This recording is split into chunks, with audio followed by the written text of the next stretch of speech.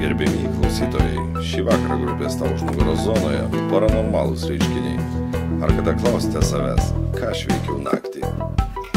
Atlikęs liūdną vienišą nuodėmę, nusivaliau pilvą, apsiverčiau ant šono, nesitikėdamas nelauktų svečių.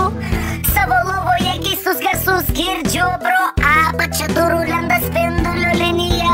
Šviesos baltos lyg operacinėje, neramumas zonoje vidurių. Tamsios rankos mane tempia per koridorių. Juodos akys, vaiduokliški pirštai, didelės galvos, kaip man pamirštai. Atsipalaidavo virškinamasis traktas, čia tau ne X-Files ir ne filmas Kontaktas. Jie nutempia mane it avį savo piemenį, į savo kosminį erdvėlaivį, zonduoja be gėdos ir be skrupulų mane. Šaltas metalas lenda į subinę. Ateiviai manys nukišę naktį duos. Jie sakė, kad jie iš rektumo galaktikos.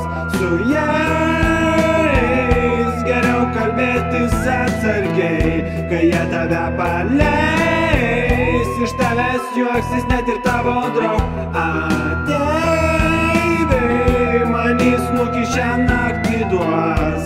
Jie sakė, kad jie iš rektumo galaktikos. Su jais geriau kalbėtis atsargiai, kai jie tave paleis. Iš tavęs juoksis net ir tavo draugai.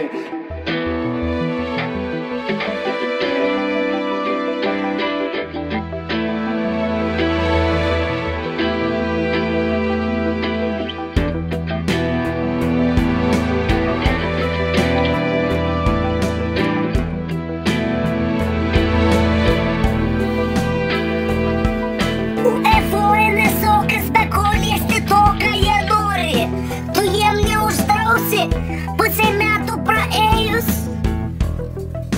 aš vis dar blaškausi, prieš užmigdamas šviesai neleidžiu užgest, nes jie vėlies mano dalis privačias. Prieš tavo valią jie tave išpisa, taip lyg sėdėtum pravieniškėse. Ir kai mėšlungis sutraukia mano lešką, vėl jaučiu vamzdį lendantį į šešką.